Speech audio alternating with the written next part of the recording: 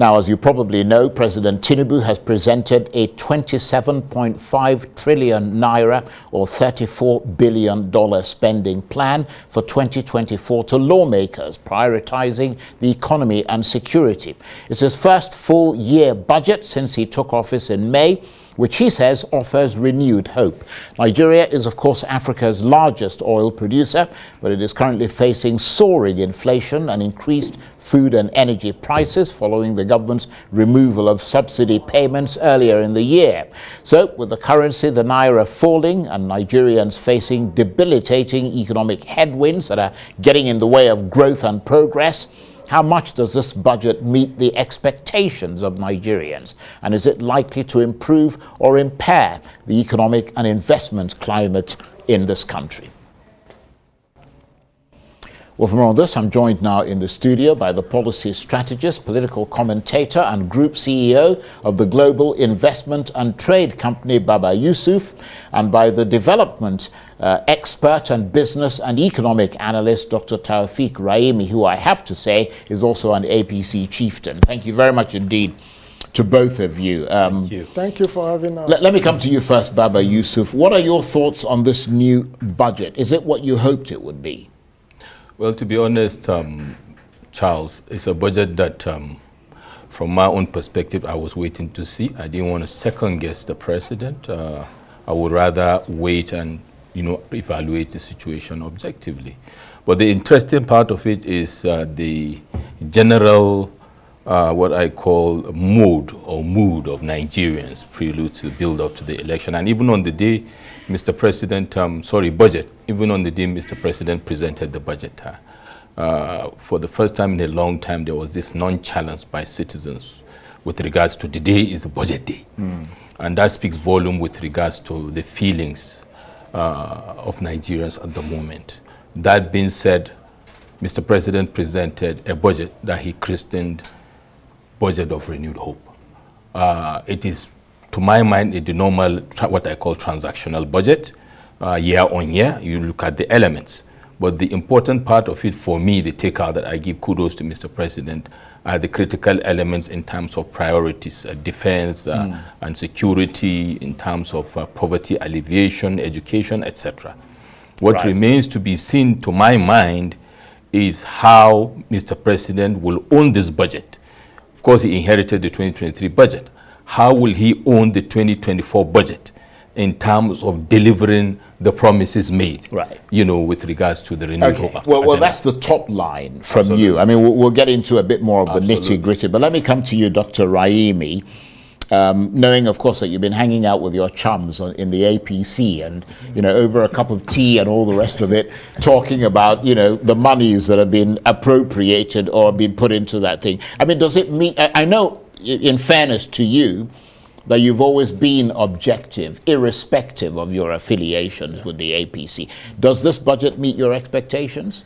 Yeah, thank you, Charles. I'll say basically, yes. Not because I'm a party man, as a member of the ruling party. I'm not saying that to discredit you. Understand? I'm just saying I agree with you completely. Because we have to be open about who you are. As a member of the ruling party, whatever is the agenda of our political party, we hold it as members. And so, on that front, I will say, yes, we are aware of what the president has promised Nigeria and the world, and is basically following what he has promised. And I'm quite impressed about the budget.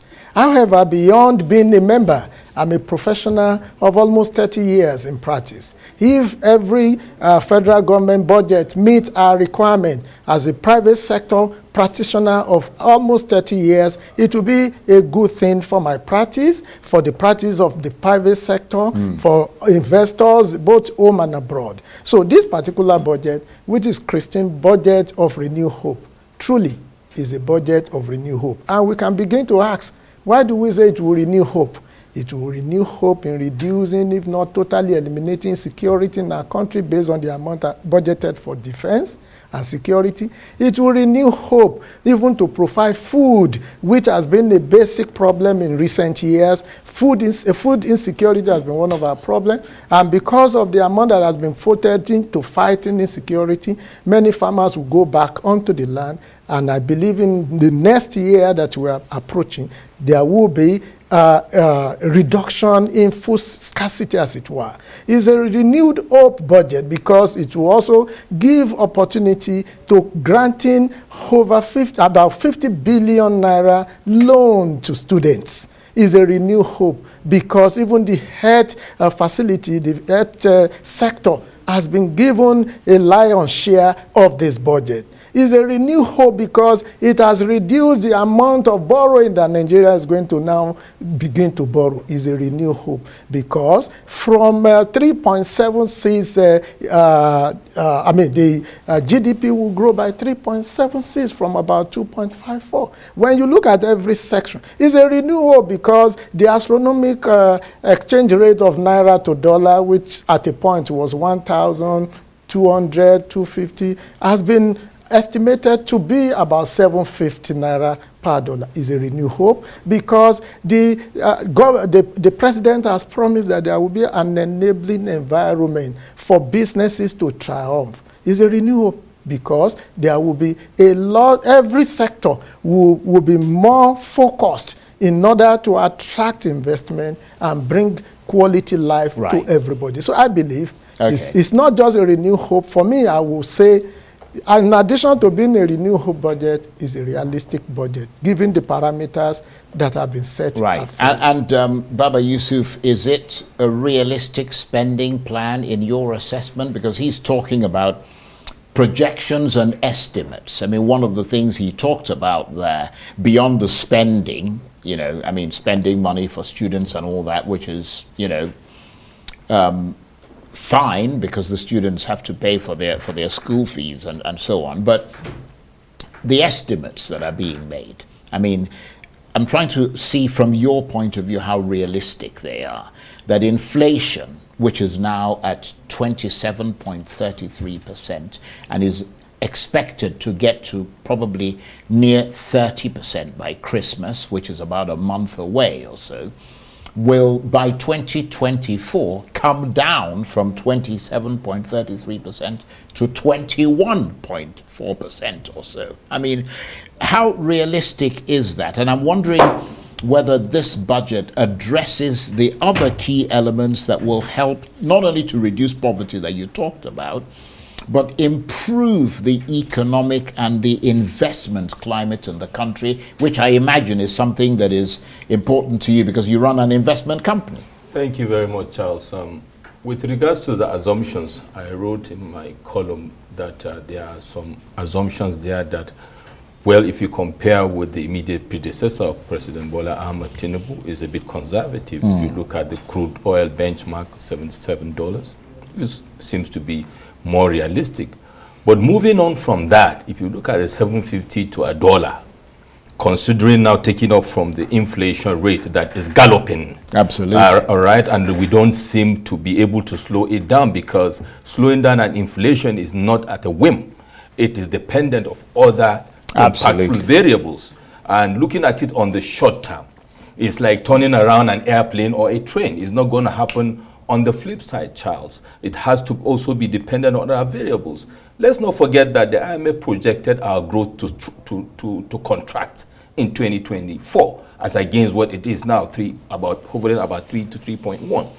The projection is by next year. And by the way, this projection was made in 2021, okay, that it will contract to 2.9%, growth rate. That was before the Naira redesign and all other factors that came into new headwinds that emerged first quarter, second quarter of 2023. That being said, also, with regards to the assumptions, if you also move a bit further to look at the very audacious, albeit laudable, but then how possible achievement of the $1 trillion economy in 7 years with a growth rate of 3.1%. Yeah, well, you can't do it. When you at that have rate, a projection, it's not possible. Yeah. Currently the global projection for next year, global, overarching global, is 3.1%. Yeah.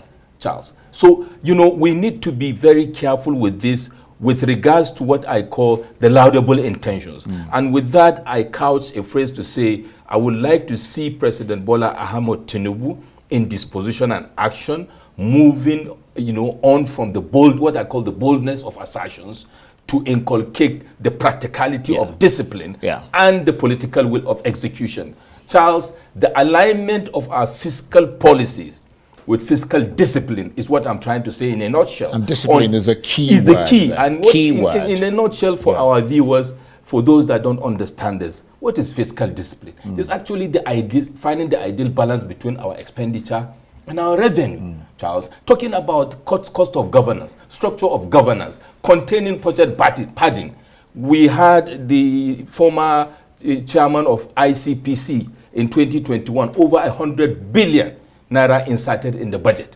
Procurement malpractices and all those issues are the ones that are impeding our fiscal discipline that impacts hugely on our fiscal, policy. So going forward, this has been the bane of successive administrations, by the way.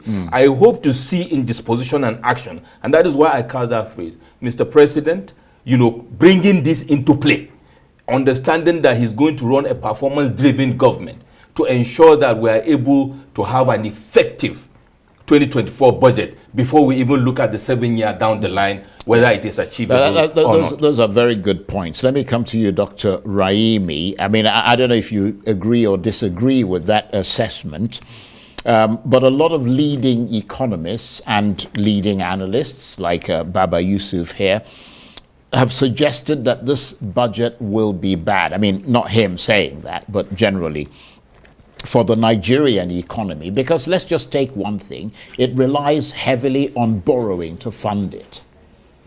Okay, yeah. One thing that the world has come to term, or is coming to term with our president, is that he doesn't really waste his words. I believe our president is a man that matches his word with action. For instance, during campaign and even in the Renew Hope agenda, which we have dissected a number of times, he had said that he was going to prioritize security. And by action now, with the budget, which is a proposal still anyway, because the National Assembly, they are still going to veto it or review it, you will see that truly by that, he has come to term with that his belief. Secondly, he said education is going to be given priority. Education is second online in terms of this budget spending as projected. He also talked about health. Health also is third, and of course infrastructure. Many people had thought that infrastructure is even going to topple maybe security, but he has argued that yes, though infrastructure is allocated about 1.32 trillion in terms of spending in this budget, all the same, the chunks of the money for infrastructure will come from public-private sector investment. Right. So there is no doubt in the fact that yes, given the history of, especially our recent history about budget performance or budget proposal and eventual budget performance, a number of people may be very pessimistic about whether these are realistic. But for me, I have looked at every indices he had talked about. The whole income that he mentioned, which is already pegged at 1.73 billion, million barrels per day, and $77, which is a bit ambitious. I think before this budget was prepared, I want to assure Nigeria that a lot of strategic thought has gone into it. And I also believe that the president wouldn't have thrown financial estimate simply because he wants us to have figures. He is a president that is committed to what he has promised is going to do. Yeah, but from our own industry, from our own perspective, and being an analyst as well, I have looked at what are the things that must be done. First of all, for this budget to succeed, there must be political will on the part of the president to ensuring that it succeeds. And the president already had the political will. There must also be enabling environment for the private sector to bring in their investment, both local and foreign, just like we discussed the other time. The government is putting all that in place.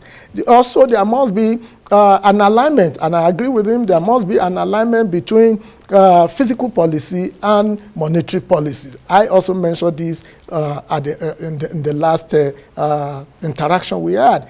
The government is very conscious of the expectation of Nigerians and the entire world. And I believe the federal government is committed to all these indices. All I can add here is that the National Assembly, who currently will be spending the rest of the bulk of the new month in, holding interaction with different ministers and the MDA, is to look at how these projects that for the spending has been appropriated.